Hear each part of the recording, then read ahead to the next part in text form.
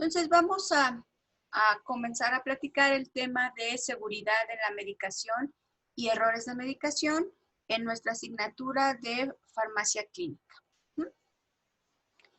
La seguridad en la medicación es algo que pues siempre hemos estado platicando y que nosotros como farmacéuticos clínicos somos los responsables, etcétera, etcétera. Debemos entender que la seguridad de los medicamentos es fundamental para que nuestro paciente reciba el medicamento adecuado, la dosis correcta, reciba su medicación en las horas apropiadas por la vía de administración correcta y así tratar de minimizar los errores para poder garantizar una farmacoterapia segura y eficaz.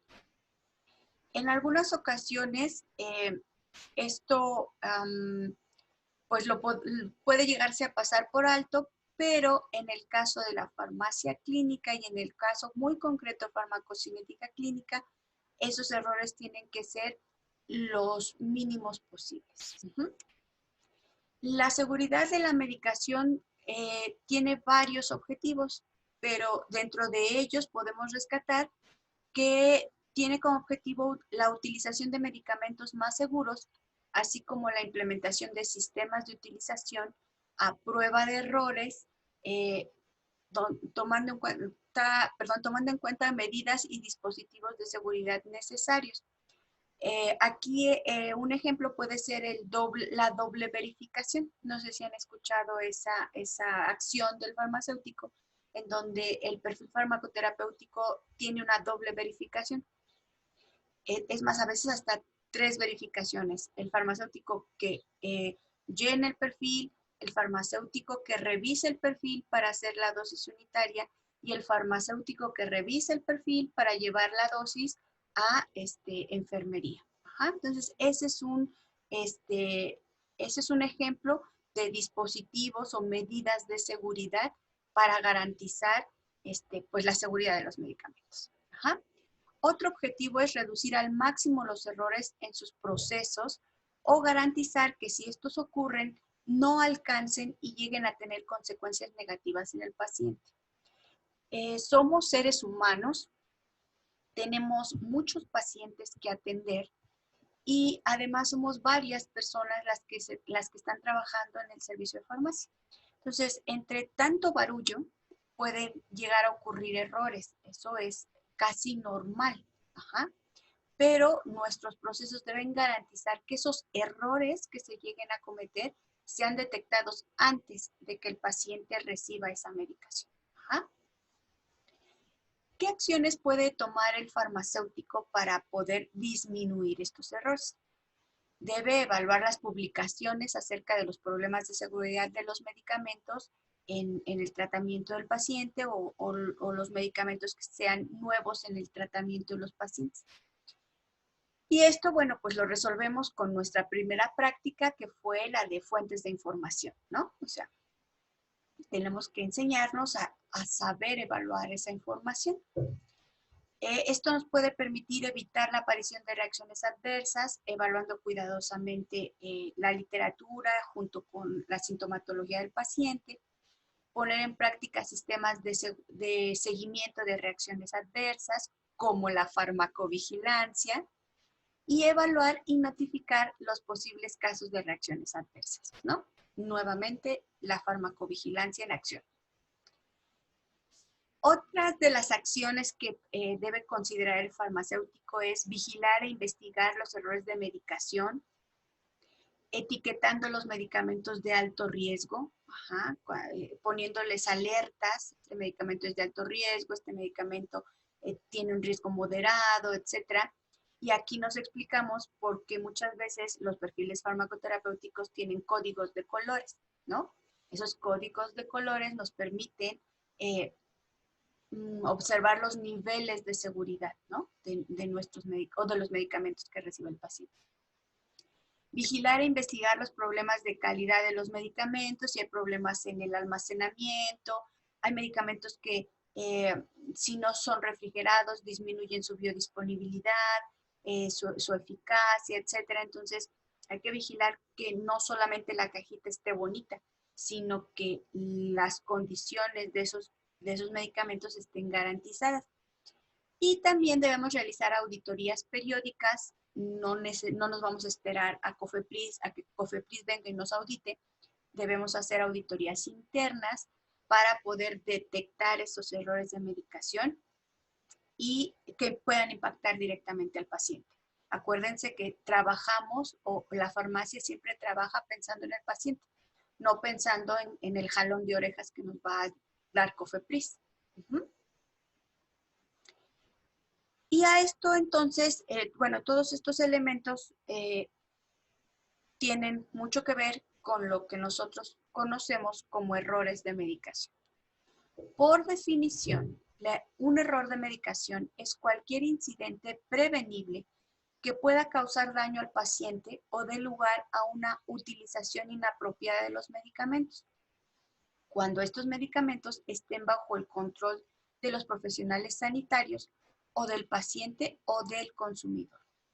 Estos incidentes pueden estar relacionados con la práctica profesional, con los procedimientos o con los sistemas, incluyendo los fallos en la prescripción, comunicación, etiquetado, envasado, denominación, preparación, dispensación, distribución, administración, educación, seguimiento y utilización de los medicamentos. Un error de medicación puede aparecer en cualquier punto de la gestión del medicamento. Ahora, esos problemas de errores de medicación no son culpa de una persona. No son, es que fulanito no puso la dosis unitaria aquí, sino la puso en aquella mesa, y aquella mesa era de medicamentos citostáticos. Los errores de medicación no ocurren por error de un individuo, ocurren por error de un sistema. Ese individuo, cuando se equivocó para poner la medicación en una mesa y no en la otra, fue porque su procedimiento, su PNO no estaba bien establecido, o no lo leyó, o no hubo quien vigilara su trabajo, etc. Entonces, no es error del individuo, es error del sistema. Entonces, cuando nosotros nos responsabilizamos de un error, lo podemos hacer de forma personal, pero este tipo de errores de medicación deben adjudicársele en todo caso al sistema.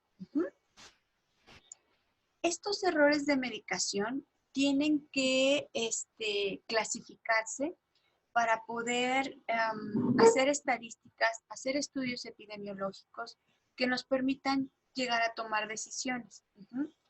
Nosotros podemos estar trabajando día a día con nuestros pacientes y resolviendo el problema de cada paciente, pero esos errores pueden ser repetitivos. Y entonces es un momento para corregir ese error que es repetitivo. Yo puedo tener errores potenciales, errores que no tengan daño al paciente, errores que tengan daño al paciente, o errores mortales, así como lo están viendo en la diapositiva. Esos errores los puedo categorizar en 4 rubros importantes y aparte subrubros, en donde, por ejemplo, un error potencial o que no sea considerado un error son circunstancias o incidentes con capacidad de causar algún error, ¿no? Me equivoqué, puse la bolsa de medicamentos en otra mesa, pero me di cuenta a tiempo porque seguí nuevamente mi procedimiento, le di una doble verificación y entonces rescato esa bolsa de medicamentos para que pueda continuar con su proceso. Entonces, ese error, pues pudo haber sido un error potencial, pero no existió porque me di cuenta a tiempo. ¿Sí lo vemos? O cuando el error, en el último caso, el error contribuyó a la causa de muerte del paciente, ¿no? Me tardé 3 horas en entregar la medicación. Lo hice perfecto. O sea, hice la idoneidad, verifiqué el perfil, di doble verificación, etcétera, pero me despisté y entregué la medicación 3 horas tarde. Y entonces eso le causó la muerte al paciente porque pues el paciente tenía tenía problemas para bueno, tenía, ay, se me fue, les iba a decir un ataque al corazón, ¿no? Y necesitaba la adrenalina para mejorar su condición. Pero pues a mí se me pasó, ¿no? Ya me puse a hacer otra cosa y cuando me acordé, pues resulta que el paciente sufrió el ataque y pues ya no hay eh, pues bueno, más que hacer, ¿no? Lamentablemente. Entonces, esos errores se pueden clasificar, se pueden documentar, podemos hacer estudios estadísticos para mejorar los procesos.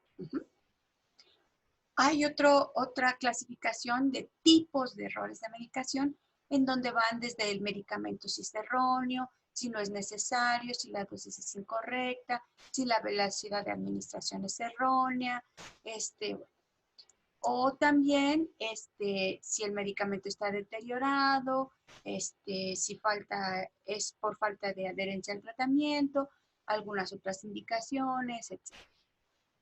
Bueno, entonces estos tipos de errores ya los hemos revisado con la anterioridad, hasta están clasificados en algunos casos como PRMs, etc. El punto importante de la clase del día de hoy es revisar qué es el análisis causa-raíz. El siguiente material con el que les voy a exponer fue preparado por el especialista en farmacia hospitalaria Guillermo Barranco y al cual, bueno, le damos las gracias por facilitarnos ese material. Les decía yo entonces que el punto importante de la clase del día de hoy no es tanto reconocer o identificar, aprenderme la definición de qué es un error de medicación, porque eso es algo que ya con la anterioridad ustedes también lo han trabajado. Aquí lo importante es saber cómo vamos a detectar esos errores de medicación, cómo les podemos dar seguimiento y cómo los podemos resolver. Porque hasta este momento nuestra formación nos da para poder identificar errores de medicación.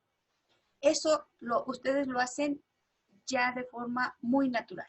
Ya ustedes leen un caso clínico y ya me identifican cuáles son los errores de medicación, en qué puntos o qué detalles son errores de medicación y hasta pueden llegar a clasificarlos.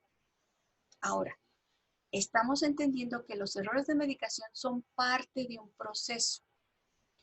Y si encuentro esos errores de medicación con mucha frecuencia, entonces estoy obligado a hacer un análisis causa-raíz para poder hacer cambios en el proceso y entonces disminuir esos errores de medicación. Ajá. Bien. Debemos entonces continuar preguntándonos qué es el análisis causa-raíz. El análisis causa-raíz es un proceso para identificar el factor que causa la variación en el rendimiento de ese proceso. ¿Por qué nos estamos equivocando? Si se supone que estamos siguiendo la metodología adecuada. ¿Qué es lo que está sucediendo? ¿Por qué no nos está saliendo como nosotros queremos? Y entonces, ese análisis causa-raíz dice la diapositiva que como consecuencia trae consigo la posibilidad de que se presente un evento centinela. Entonces, ¿qué está pasando en mi proceso que no lo estoy viendo? Y seguramente puede ser un evento centinela. Esta palabrita de centinela, pues ya la tenemos como que, o sea, la hemos escuchado mucho, pero un evento centinela lo define la Young Commission como un evento imprevisto donde se ve comprometida la vida del paciente o la pérdida de la función orgánica, este problema el cual no está relacionado con la enfermedad o con un padecimiento subyacente. Entonces, es algo que está sucediendo, que está afectando que está llegando a afectar al paciente en su vida o en alguna función orgánica, pero que no sabemos qué es. Puede ser el medicamento, puede ser el proceso, no sabemos, o sea, no lo podemos identificar de momento. A ese evento que me está causando problemas y que está impactando directamente al paciente, le podemos llamar evento centinela. Y entonces, ¿en qué nos vamos a basar para hacer este análisis causa-raíz y encontrar esos eventos centinela? Bien. El análisis causa-raíz lo vamos a basar primero en que no vamos a culpar al individuo. El problema radica en el proceso y por lo tanto debemos hacer un análisis del proceso. Vamos a trabajar para entender cuál es la causa fundamental de esta variación en el proceso. Y vamos a identificar la causa fundamental del proceso. Eso es lo que vamos a hacer en el análisis causa-raíz. ¿Por qué pueden variar los procesos? ¿No? O sea, yo ya tengo bien establecido lo que voy a realizar en el laboratorio de farmacia clínica. Pero ¿por qué pueden estar variando los procesos? A lo mejor porque mis alumnos están quedando sin luz, a lo mejor porque el internet está variando, a lo mejor porque tienen exceso de tareas del resto de sus materias, a lo mejor es porque no les explico bien las cosas, ¿no? Entonces, hay muchas cosas que pueden estar variando los procesos que ya están establecidos. Las variaciones comunes nacen con la creación del mismo proceso. Yo planeo unas cosas, pero me están saliendo de otro modo, ¿sí? Es como el refrán de que uno pone y Dios dispone, ¿no? O sea, yo quiero hacer una cosa de mi vida y resulta que pues, la vida me lleva por otro lado, ¿no? Entonces, esas variaciones del proceso pues van surgiendo con el tiempo, con la echada en marcha de este proceso. Hay algunas variaciones especiales que son eventos difíciles de anticipar, o sea, ¿cómo voy a anticipar que en 5 minutos se nos va a ir la luz, ¿no? O dentro del proceso causan inestabilidad, a lo mejor mi staff de la farmacia pues se enfermó, le dio diarrea, ¿no? Y la mitad de mi equipo no llegó. Y entonces, estas variaciones especiales también pueden ser inherentes al proceso o producidos desde el exterior. Entonces, esta diapositiva nos trata de ubicar en que hay muchas variaciones del proceso y tenemos que ser muy observadores en todos esos detalles para sentarnos a hacer un análisis causa-raíz. Bueno, pero ¿para qué nos sirve este análisis causa-raíz? O sea, como ¿para qué vamos a invertir tanto tiempo y vamos a pensar cuál es el problema? Bien, un análisis causa-raíz es una herramienta útil y poderosa que se emplea en las instituciones de salud para reducir los errores al mínimo y continuar con la mejora de la calidad. Recuerden que hablamos de calidad cuando el proceso siempre es el mismo para llegar al mismo producto.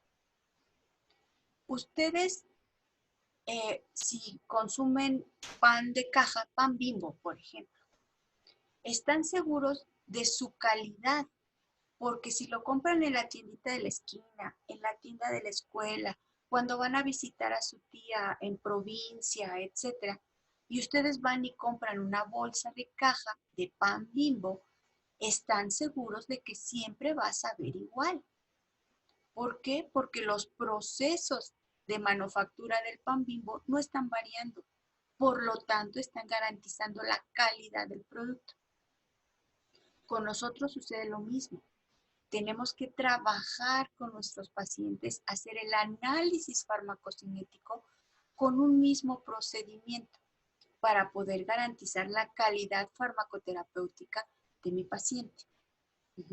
Entonces, cuando ese proceso que me lleva a garantizar una calidad está fallando, para eso hago este análisis causa-raíz. Espero haberles puesto en contexto o haber explicado bien este punto. Ahora, ¿cuándo vamos a emplear un análisis causa-raíz? ¿Cuándo voy a hacer team back con mis farmacéuticos y vamos a decir, necesitamos un análisis causa-raíz porque nos están saliendo malas cosas? Bueno, lo vamos a utilizar tras la obtención de un mal resultado, tras la aparición de un casi error, cuando estamos buscando mejoras en el rendimiento de los procesos y cuando estamos rediseñando los procesos. Ajá. ¿Qué creen que ahora Cofepris ya no pide un sello? Ahora pide 3. Entonces hay que rediseñar el proceso para tener los 3 sellos. Ajá. Bueno. ¿Cómo se emplea? ¿O cómo empleamos o cómo iniciamos el empleo de este análisis causa-raíz? Hay que conocer algo que se llama modelo del queso suizo, ¿no? O del queso gruyère, o el queso que tiene hoyitos. Bueno, es un modelo que me ayuda a representar que un problema puede atravesar diferentes partes del proceso. Cada rebanada de este queso es un proceso. El proceso de validación, el proceso de dosis unitaria, el proceso de entrega de la medicación, proceso de la administración del medicamento, qué sé yo. Y el que yo haya puesto mal un punto decimal va a impactar en este proceso, en este proceso, en este proceso y en este cuarto y último proceso. Ajá. Entonces, los errores atraviesan, son como les dicen, pueden ser trazables. Hay trazabilidad en esos errores.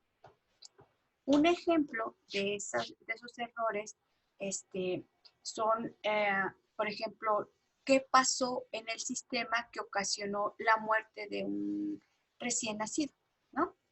Y entonces, cada laminita es un proceso, la flecha principal atraviesa todos esos procesos y entonces esa causa de muerte pudo haber sido por el desconocimiento de los tratamientos previos de la madre, por fallo de falta de información del paciente, por una prescripción médica poco legible, por inexperiencia del personal, por falta de información del medicamento, por fallo del etiquetado del medicamento, etc.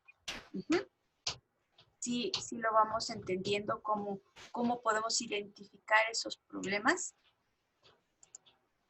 También debemos considerar que muchas veces, este modelo del iceberg nos da la idea o nos quiere representar que muchas veces esos errores de medicación, los que ya sabemos identificar, son apenas la punta del iceberg, ¿no? Ustedes ya saben identificar errores de medicación y lo hacen muy bien, pero son poquitos o esos errores de medicación tienen baja incidencia en comparación de lo que puede ser el cuerpo del iceberg, ¿no? Entonces, esta metodología de análisis causa-raíz pretende que estos errores que están abajo en el cuerpo del iceberg no suban, se queden ahí abajito. Ajá, por decirlo de alguna forma. Y el modelo que más empleamos y el que ustedes van a hacer en su actividad de la clase de hoy o de la tarea de hoy es el diagrama de Ishikawa. Ajá. Un diagrama de Ishikawa es la representación visual de los factores que afectan un proceso y proporciona un enfoque estructurado identificando causas potenciales de un solo problema. Ustedes en el video que está ya también adjunto en el aula virtual, les van a explicar cuál es el proceso para poder hacer un dibujito como este y llegar a la resolución del problema a través de un diagrama de Ishikawa. Hacer análisis causa-raíz apoyándose en un diagrama de Ishikawa. De forma general, yo supongo que ya también lo han revisado en alguna otra materia o ya tienen una idea. El diagrama de Ishikawa maneja en la punta el establecimiento del problema y en las diferentes líneas que forman las espinas, pues bueno, cuáles son los problemas que pueden estar impactando ese problema, ese evento, y bueno, se van analizando para saber qué probabilidades tienen de suceder o qué cosas podemos modificar, etc. Entonces, pues hasta aquí podemos dejar la exposición de lo que son los errores de medicación y el análisis causa-raíz, considerando que pues hay que tomar la seguridad como parte de un hábito, ¿no? O sea, no es hoy ponerme la camiseta de decir, hoy de 8 a 10 voy a hacer seguridad de la medicación y el resto del día pues ando a la buena de Dios, ¿no? Tenemos que hacer que todos esos procesos de seguridad, tanto en nuestra vida personal como en nuestra vida profesional, pues sean un hábito. Esta es la bibliografía que se utilizó para la presentación del día de hoy. Y en este momento, pues, voy a terminar la grabación.